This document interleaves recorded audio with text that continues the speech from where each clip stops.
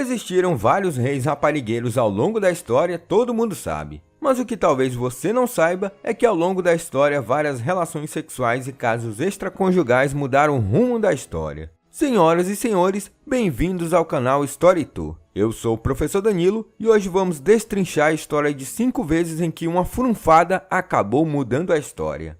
Mas antes de irmos para o vídeo, já deixa o like para fortalecer o canal, se é novo por aqui já vai se inscrevendo, e se quiser conteúdo de história diário, vai lá no Insta e na rede das dancinhas que eu até apareço por lá. Esse mal acabado aí sou eu, não se assustem. Eu sou o Professor Danilo e se você gosta de história já segue aqui porque tem vídeo todo dia. Viu só como é eu mesmo? Dito isso então, bora pro vídeo. De acordo com um estudo publicado em 2008, a expedição de Cristóvão Colombo pode ter introduzido a sífilis na Europa. Na América já existiam vários parasitas e vírus que assolavam os habitantes desse continente. Mas com a chegada dos europeus no século XV, novos vírus foram importados e contribuíram para dizimar impérios e milhões de moradores locais. A varíola e o sarampo vieram nas embarcações europeias, dizimaram índios e auxiliaram os espanhóis na conquista dos povos incas e astecas. Bactérias da tuberculose chegaram em uma nova onda de ataque. A gripe causou epidemias. A bactéria da peste negra visitou os nativos americanos, que por não terem anticorpos sucumbiram facilmente. Mas o debate que levanta muitas questões é se a sífilis já se encontrava na América ou foi trazida nas embarcações dos europeus. Muitos dizem que ela já existia na Europa antes dos europeus conhecerem o Novo Mundo. Mas existe uma coincidência. Após a chegada das embarcações de Colombo vindas da América, um surto de sífilis espalhou nos 4 cantos da Europa, partindo das zonas portuárias. Opositores dessa hipótese alegam que a doença já havia acometido os europeus séculos antes, mas teria sido confundida com a lepra. Pesquisas sobre a bactéria da sífilis ainda não esclarecem sua origem. Só estudos ósseos podem esclarecer sua história. No início do século XIII, Gengis Khan uniu as tribos nômades da Mongólia em uma força militarista. No processo, ele conquistou grandes porções do globo, com seu império se estendendo até a moderna Polônia, Vietnã e Síria. Como resultado, Khan é considerado um dos conquistadores mais temidos de todos os tempos. Gengis Khan nasceu na Mongólia e viveu entre 1162 e 1227. Seu primeiro casamento foi aos 16 anos, mas ele teve muitas outras esposas e amantes durante a vida. Suas conquistas eram brutais e em cada território que invadia, escolhia muitas mulheres para seu harém. Alguns estudos sugerem que ele tenha engravidado mais de 1000 mulheres, mas o número de filhos que teve é desconhecido.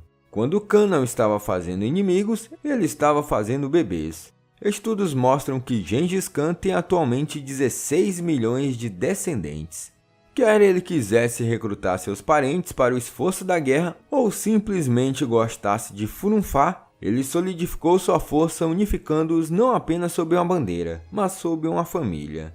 Os herdeiros de Gengis Khan também eram extremamente promíscuos e férteis. Um de seus filhos teve 40 filhos com esposas e concubinas, além de ter engravidado muitas outras mulheres. Isso contribuiu para expandir sua genética pelo continente. O sucesso reprodutivo da linhagem é atribuído ao status social, um grande número de esposas e a baixa mortalidade de descendentes. O aumento do uso de cavalos para transporte também ajudou a transmitir os genes para locais mais distantes. A juventude de Henrique VIII foi marcada por suas relações com as mulheres, com a bebida, com o carteado, com os esportes equestres e com o jogo de dados. A fama de boa vida do rapaz não incomodava a corte. Afinal, o herdeiro do trono inglês era seu irmão, o bem comportado Arthur. Só que Arthur morreria cedo e seria Henrique o coroado aos 18 anos, em 1509, após seu pai falecer. De quebra, arranjaram unir a esposa, Catarina de Aragão. Foi então, em 1522, que Henrique cresceu o olho para uma dama de companhia de Catarina, a bela Ana Bolena. Levou tempo, mas em 1533 os dois se casaram secretamente. Como a Igreja Católica não reconhecia esse casamento e não anulava a união do rei com Catarina, Henrique VIII tomou uma medida que mudaria a vida religiosa inglesa para sempre. Ele rompeu com o Vaticano e criou sua própria igreja em 1534. Na época, a igreja anglicana gerou um banho de sangue. 72 mil revoltosos papistas inconformados com a separação foram mortos no reinado de Henrique VIII, incluindo milhares de monges e grandes intelectuais da época, como o filósofo Thomas Moros, ex-chanceler da coroa. Ana Bolena, porém, não deu a Henrique o tão aguardado herdeiro homem. Assim, ela foi levada a um julgamento fajuto no qual o rei acusou-a, entre outras coisas, de adultério, incesto e magia negra. Ela acabou decepada em 1536. A terceira esposa do rei, Jane Seymour, teve um filho, mas morreu de febre depois do parto. Henrique morreu em 1547, aos 56 anos, com sérios problemas de saúde devido à obesidade. Segundo uma teoria moderna, também teria contraído sífilis. Em algum momento da sua vida, você deve ter se deparado com Frankenstein, seja pelo livro ou pelas inúmeras adaptações. Mas você sabia que a autora desse livro teve um tórrido caso de amor que foi um verdadeiro escândalo em sua época? Pois bem, Percy Shelley e Mary Wollstonecraft Godwin foram considerados por alguns um casal feito no paraíso literário. Ele é famoso pelo livro Ozymandias. Ela é famosa por Frankenstein. Mas antes de terem sucesso, eles se encontraram em uma saga escandalosa digna de um melodrama gótico. Percy se apaixonou por Mary enquanto já era casado com outra mulher, a filha de um dono de taverna. Cedendo às suas emoções, ele fugiu com Mary para a Europa. Depois que a esposa de Percy tirou a própria vida em 1816, ele e Mary se casaram. Por 2 anos, eles viveram como adolescentes apaixonados, até a morte da primeira filha do casal, então com poucos meses de vida. Entre brigas e traições, conheceram o famoso Lord Byron, que um belo dia os convidou para passar férias em sua mansão. Em uma noite chuvosa, o anfitrião sugeriu que cada pessoa ali presente escrevesse uma história de terror, e o melhor conto ganharia a disputa. Mary, cansada das traições e triste com a perda de sua filha recém-nascida, escreveu o romance Frankenstein, inspirado em sua relação com Percy. No entanto, quando ela tinha apenas 18 anos, o livro teve sua publicação negada por todas as editoras, que a julgavam muito jovem. Assim, ela pediu para que seu companheiro escrevesse o prefácio de sua obra. Logo, Percy recebeu todos os créditos e Mary virou o coadjuvante de sua própria ideia. Do casamento até a morte de Percy, o casal encorajou o processo artístico um do outro. Infelizmente, Percy morreu aos 29 anos de idade, devido a um acidente de barco.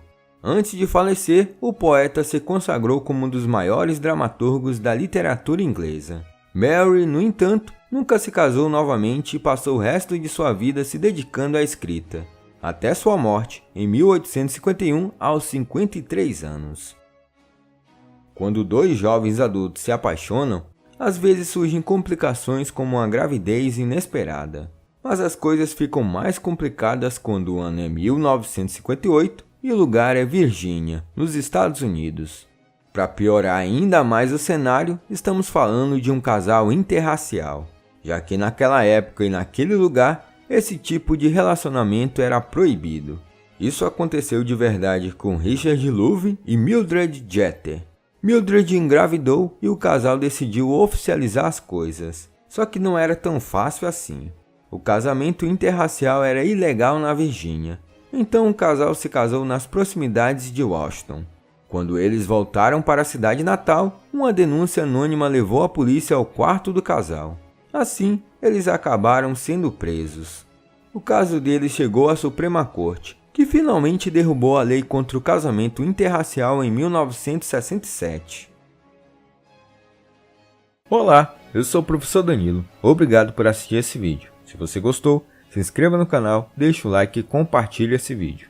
Se você estiver pensando em ajudar o canal, você pode ajudar de 3 formas: tornando-se um membro, clicando no botão Seja um Membro aqui embaixo desse vídeo, apoiando na nossa campanha no Apoia-se, clicando no link do comentário fixado. No mais, é isso. Até mais!